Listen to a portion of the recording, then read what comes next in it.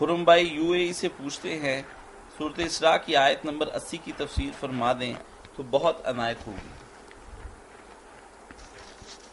80 جی وقر رب ادخلنی مدخل صدق واخرجنی مخرج صدق واجعل لی من لدنک سلطانا نصیرا۔ سورہ اسراء جس میں یہ آیت آئی نا، معراج شریف کے بعد اللہ کے رسول علیہ السلام کو اللہ تعالیٰ نے یہ سورت نازل کر کے آئندہ کے حالات کے لیے ہدایتیں دے دی۔ معراج جو ہے نا، یہ سمجھیں مدینہ کی زندگی اور مکی زندگی کے درمیان ایک حد ہے۔ مکی زندگی کا خاتمہ ہو رہا تھا 12 ہجری میں، 12 نبوت میں ہوا، اور مدینہ شریف کے لوگوں سے مادہ ہو گیا تھا، آپ ان قریب وہاں منتقل ہونے والے تھے۔ اس لیے سورت میں اپنے شاہی دربار میں بلا کر اللہ نے جو منشور تھا نا کہ مدینہ میں جو اسلامی ریاست قائم ہوگی اس میں کیا کیا بنیادی اصول ہوں گے، وہ آپ پڑھتے جائیں۔ اس میں اللہ تعالیٰ نے اپنے ساتھ کہ میرے ساتھ شریک نہ کرو، پھر والدین کے ساتھ سلوک، سارا کچھ بیان کر دیا۔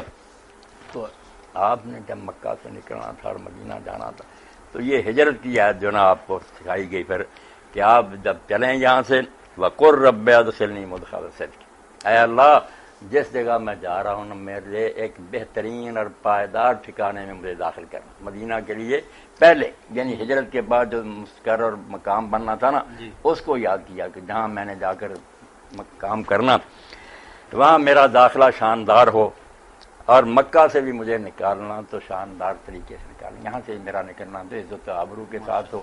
اس لیے ساری کوششوں کے باوجود کہ کفار مجتمع تھے، آپ کو قتل کرنے کے لیے اکٹھے ہوئے تھے، مکان گھیرا ہوا تھا، مگر اللہ تعالیٰ نے ایسا سامان کیا، پھر وہ غار کے دروازے پر بھی آہستہ آہستہ کوئل گاتے پہنچ گئے، کچھ نہیں آپ کا بگاڑ سکے۔ جو دعا تھی نا کہ مدینہ میں داخل کرنا تو شاندار طریقہ، وہ بھی دیکھیں کہ روز مدینہ کے لوگ آ کر صفیں باندھ کر کھڑے رہتے تھے، آپ کے انتظار میں دوپہر ڈھلتی واپس ہو جاتے۔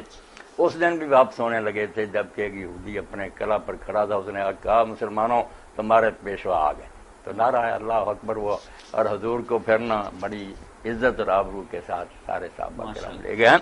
اور آگے اللہ تعالیٰ نے فرمایا واجعل لی من لدنک سلطانا نصیرا، اب مغلوبیت کا زمانہ ختم ہونے والا ہے، آپ کو حکومت عطا ہونی ہے، اسلامی حکومت کی بنیاد رکھنی ہے۔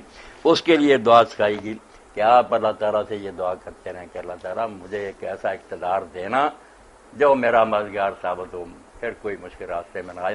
تو یہ ہجرت کی آیت ہے، مکہ سے نکلنا بھی آبرو کے ساتھ ہو، مدینہ میں داخلہ شاندار ہو، اور پھر اپنی طرف سے مجھے ایسی قوت اور اقتدار اور سلطنت دینا جو میرے مشن کے لیے میری مددگار ہو۔ اللہ نے یہ سب دعائیں قبول کی۔ ماشاء اللہ۔